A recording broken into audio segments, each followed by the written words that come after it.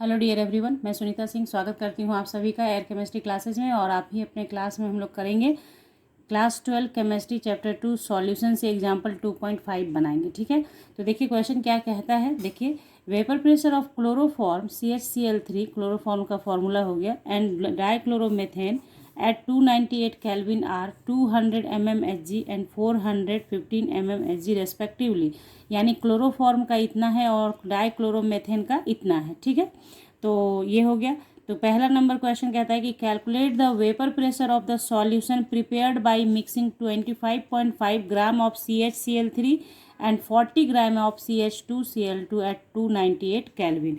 यानी पहले जो वेपर प्रेशर आप देख रहे हैं दे रखा है, ये प्योरेस्ट फॉर्म का है। ठीक है, तो यहाँ पे अगर हम ऐसे लिखेंगे कि मान लीजिए कि जैसे प्योरेस्ट फॉर्म जो है आपका CHCl3, इसे हम लोग लिखेंगे इस तरीके से। जब न्यूमेरिकल सॉल्व करेंगे हम लोग तो मान लेंगे कि ये P1 है। ठीक है, समझ लीजिएगा कि P0CHCl3 या P1Cl3, P1 नॉट किसको रिप्रेजेंट कर रहा है, ये प्योर वेपर प्रेशर किसके लिए है, जब इंडिविजुअल कंपोनेंट है क्लोरोफॉर्म तब। तो क्लोरोफॉर्म का कितना हो गया 200 mmHg। जस्ट लाइक उसी तरीके से हम लोग लिखेंगे P0CH2Cl2, या इसे हम लोग कर लेंगे P2 नॉट इक्वल्स टू, ये जो देखते हैं ना नॉट, इसको ही बोल रही हूँ मैं नॉट, मतलब ये मैं समझेगा कि नॉट क्या बोल रही हैं बार बार, तो इसको P0 ही पढ़ा जाता है। और ये प्योर फॉर्म का दिया रहता है। प्योर मतलब जब सिर्फ क्लोरोफॉर्म था, जब सिर्फ डाइक्लोरोमेथेन था, तब ये वेपर प्रेशर था। फिर आपने दोनों को मिक्स कर दिया, तब क्या वेपर प्रेशर होगा टोटल, वो आपको बताना है पहले वाले में। ठीक है, तो यहाँ पे दिया है कितना इसका 415 mmHg। क्लियर, इतना आपने कर लिया। देन आप क्या करोगे, अब देखो तो क्वेश्चन नंबर फर्स्ट जब बनाएंगे हम लोग, तो देखिए टोटल वेपर प्रेशर निकालने के लिए फॉर्मूला होता है राउल्ट्स लॉ जो है, उससे एक फॉर्मूला आता है जो टोटल प्रेशर आपको बता देगा। ठीक है, तो उस फॉर्मूले को लिख लीजिए, तभी आप समझ पाएंगे कि आपको निकालना क्या क्या पड़ेगा। ठीक है, तो देखिए फॉर्मूला, तो ये देखिए P total equals to P1 naught plus P2 naught minus P1 naught x2। ये x2 क्या है, मोल फ्रैक्शन है, कंपोनेंट कंपोनेंट 2 का यानी डाइक्लोरोमेथेन का मोल फ्रैक्शन है। तो ये मोल फ्रैक्शन को रिप्रेजेंट कर रहा है। ये बाकी तो आप समझ ही रहे हैं प्योर है, तो इसको सिर्फ लिख लीजिए मोल फ्रैक्शन। ठीक है, तो आप यहाँ पे समझ गए कि मोल फ्रैक्शन आपको पता करना होगा, तभी ये आप बना सकते हैं, क्योंकि बाकी ये दो इन्फॉर्मेशन तो दिया है लेकिन मोल फ्रैक्शन नहीं दिया है। तो मोल फ्रैक्शन निकालने के लिए पहले नंबर ऑफ मोल्स निकालिए, उसके बाद उसका टोटल कीजिए, उसके बाद मोल फ्रैक्शन निकलता है। तो देखिए सबसे पहले जो इन्फॉर्मेशन नंबर फर्स्ट में जो दिया हुआ है आपका, देखिए calculate the vapour pressure of solution prepared by mixing कितना 25.5 ग्राम ऑफ CHCl3। तो CHCl3 का मोलर मास कितना होगा, पहले CHCl3 मोलर मास यानी मॉलिक्यूलर वेट। तो देखिए क्या होगा, ये कार्बन का 12 होता है तो 12 गुने 1 हो गया, हाइड्रोजन का 1 होता है 1 इंटू 1 हो गया, प्लस ये 3 है तो 3 मल्टीप्लाइड क्लोरीन का होता है मास कितना 35.5। ठीक है, इतना हो गया। इसके बाद इसको कैलकुलेट कर लीजिए, तो 12 प्लस 1 प्लस 5×3 15, हाथ में 1, 5×3 15, 1 16, फिर से हाथ में 1, 3×3 9, 1 10। ठीक है, ये हो गया। और डिसमिल आप यहाँ पे एक अंक के बाद बैठा देंगे। ठीक है, अब इसको ऐड कर लीजिए, कितना हो जाएगा आपका, तो देखिए पॉइंट जो आपका 5 है वो तो रह जाएगा, तो 6 1 7 7 2 9। ठीक है, फिर 0 1 1 और 1 1 1, इतना।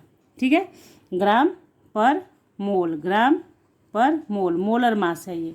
ठीक है, ये निकल गया हम लोगों का, क्योंकि मोल फ्रैक्शन के लिए इसका ज़रूरत है। उसी तरह से आप क्या करेंगे, CH2Cl2 का भी निकाल लेंगे मोलर मास। ठीक है, मोलर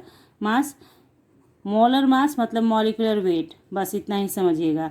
तो 12 इंटू 1 प्लस 2 इंटू 1, क्यों, क्योंकि अब हाइड्रोजन 2 हो चुका है यहाँ पे, प्लस क्लोरीन 2 है तो 2 इंटू 35.5। ठीक है, इसको सॉल्व करेंगे तो 12 प्लस 2 प्लस 5 दूनी 10, 5 दूनी 10, 1 11, 3 दूनी 6, 1 7, और यहाँ डिसमिल बैठ गया। ठीक है, ग्राम पर मोल, इसको ऐड कीजिएगा तो कितना आ जाएगा आपका, देखिए 7 2 1 3, 3 2 5, ठीक है, और 7 1 8, 85 ग्राम पर मोल।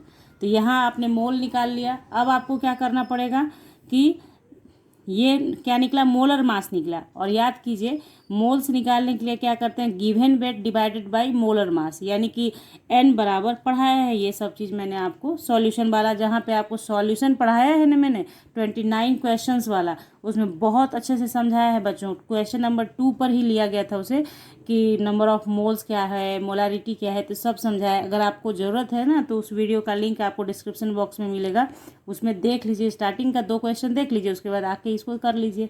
ठीक है, तो यहाँ पे n बराबर यानी मोल्स बराबर वेट, गिवन वेट बटे मॉलिक्यूलर वेट ये होता है। ठीक है, तो यहाँ पे आप क्या करोगे, मोल्स ऑफ CHCl3 कितना हो जाएगा, इसका वेट दे रखा है पहले से। देखिए यहाँ क्या दे रखा है, vapour pressure of solution prepared by mixing इतना ग्राम ऑफ CHCl3, तो इसका वेट कितना हो गया, गिवन 25.5, और आपने निकाला मोलर वेट कितना 119.5। ठीक है, तो ये आपका ग्राम में दे रखा है, ये ग्राम पर मोल आपने निकाला है।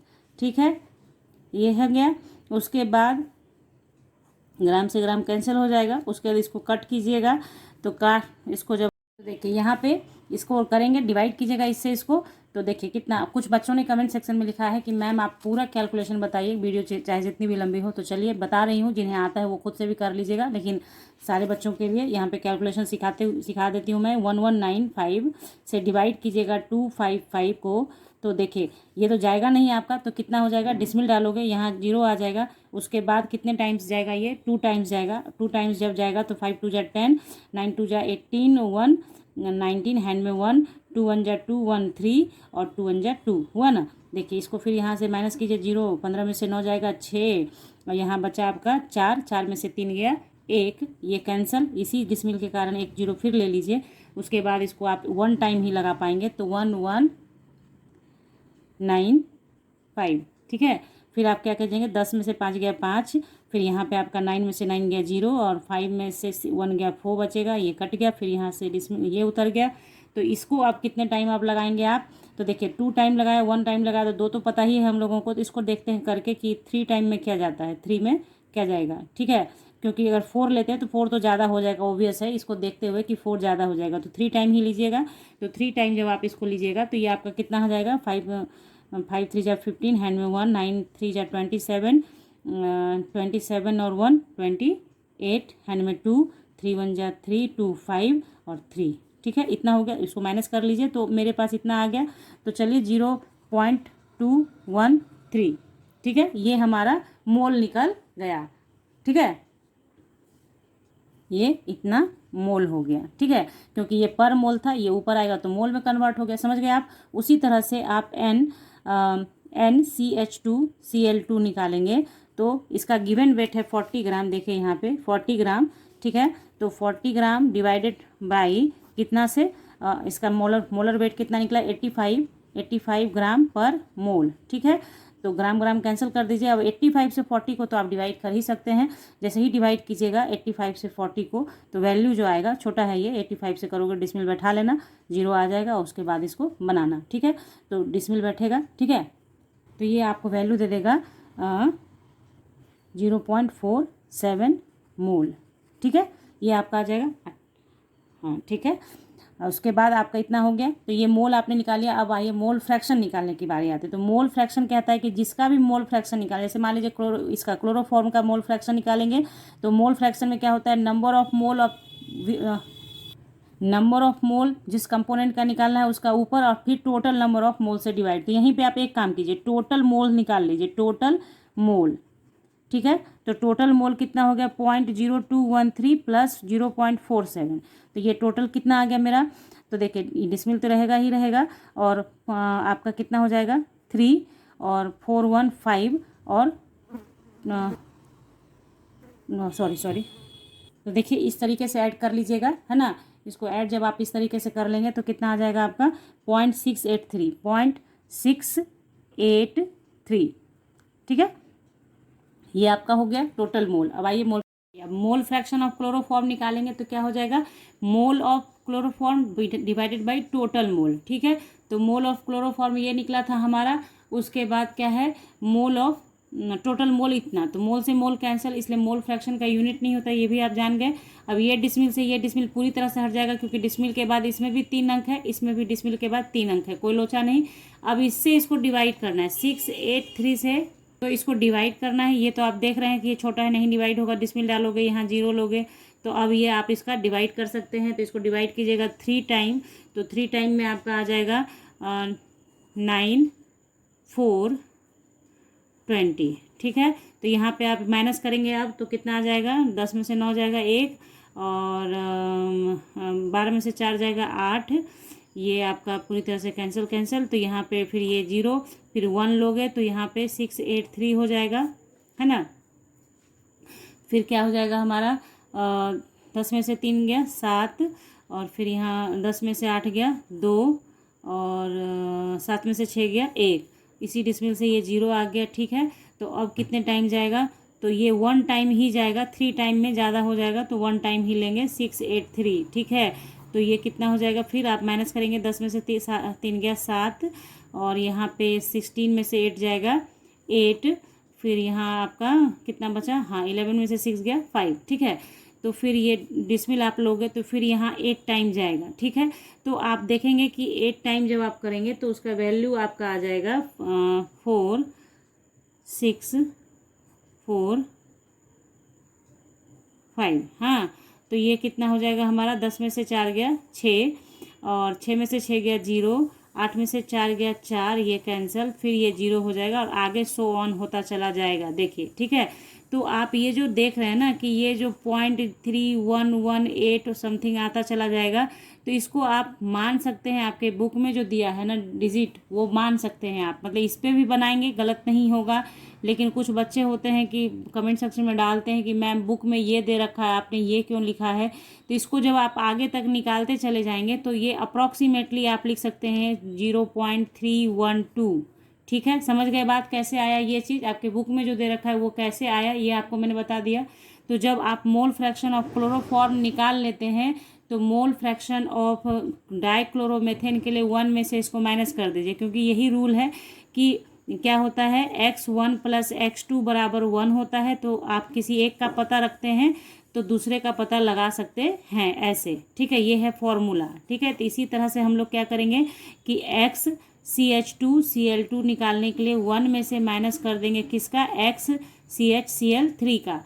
ठीक है, तो 1 - 0.321 करेंगे, तो 1 में से देखिए माइनस करने के लिए पहले तो आपको 1 के बाद डिसमिल बैठाना होगा, 0 0 देना होगा, डिसमिल के नीचे डिसमिल दीजिए, 3 1 2 दीजिए, ऐसे कीजिए ऐसे कीजिए, माइनस करेंगे आप तो 10 में से ये पूरा लेगा, 10 में से 2 गया 8, फिर यहाँ आपका बचा है 9 में से 1 गया 8, और यहाँ बचा है 9, 9 में से 3 गया 9 में से 3 गया 6 दशमलव इतना, ये तो कट खत्म हो गया।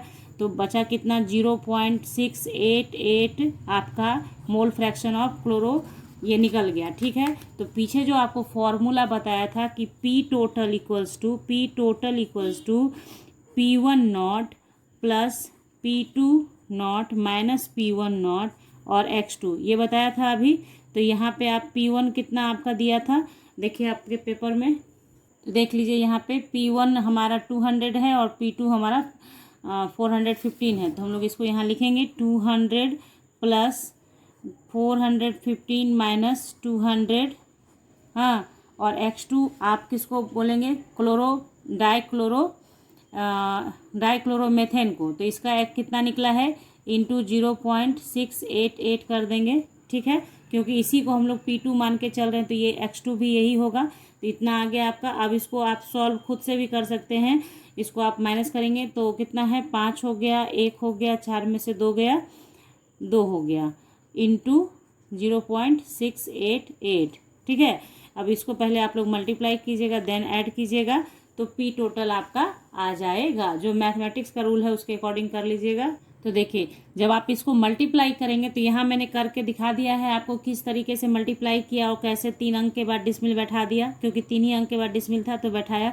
तो हम लोग 147.9 ले लेते हैं, ठीक है। अब इन दोनों को जब आप ऐड कर देंगे तो ऐड करके आपका कितना वैल्यू दे देगा, आप देखिए 347.9 mmHg दे दिया। तो ये जो आपने निकाला ना, ये पी टोटल निकाल लिया। यहाँ पे एक काम कंप्लीट हो गया। यहाँ पे हम लोगों ने क्वेश्चन का पार्ट 1 कर लिया। अब देखिए क्वेश्चन का पार्ट 2 क्या कह रहा था कि मोल fraction of each component in vapour phase. Vapour phase में भी मोल फ्रैक्शन आपको निकालना है, जिसके लिए जो फॉर्मूला है वो लगाएंगे और बनाएंगे। तो देखिए कंपोजिशन इन वेपर फेज के लिए क्या होता है फॉर्मूला, PCHCl3 यानी कि partial vapour pressure of chloroform is equal to mole fraction. देखिए कंपोजिशन का मतलब है कि मोल फ्रैक्शन आपको बताना है, मोल फ्रैक्शन बताना है, ठीक है। तो वेपर फेज के लिए होता है पार्शियल प्रेशर ऑफ कंपोनेंट, जो इस कंपोनेंट का काम करना है हम लोगों को, equals to mole fraction of that component in vapour phase equal into P total. तो मोल फ्रैक्शन हमें पता करना है, तो मोल फ्रैक्शन इक्वल्स टू क्या हो जाएगा, partial pressure divided by P total, ठीक है। जस्ट लाइक इसी तरह से आप डाइक्लोरोमेथेन के लिए भी करेंगे। तो ये सिर्फ कॉन्सेप्ट के लिए आपने समझ लिया कि ये चीज़ होता है, ठीक है। अब देखिए YCHCl3 के लिए हमें क्या चाहिए, पी टोटल तो पता कर लिया है हमने कि पी टोटल ये आया हमारा पहले नंबर पे, लेकिन ये पता करना है। तो राउल्स लॉ कहता है कि ये जो partial vapour pressure of component होता है वो क्या होता है, mole fraction into pure component का वेपर प्रेशर, ठीक है। तो वो आपका क्या आ जाता है, पार्शियल प्रेशर ऑफ कंपोनेंट आ जाता है। तो आप क्या करेंगे, फ्रॉम राउल्स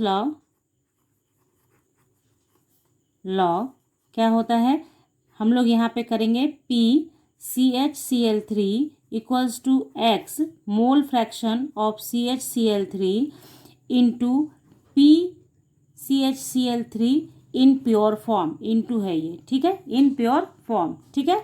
ये आपका हो गया। तो अभी जस्ट आपने इसका देखिए, आपको मोल फ्रैक्शन तो इसका पता है, जब लिक्विड स्टेट में है, लिक्विड में आपका मोल फ्रैक्शन क्लोरोफॉर्म का कितना निकला था, अभी जस्ट हमने निकाला था ऊपर, देखिए यहाँ पे CHCl3 का मोल फ्रैक्शन आया था 0.312, ठीक है, 0.312 इंटू प्योर फॉर्म का कितना दे रखा था, क्लोरोफॉर्म का 200, ठीक है।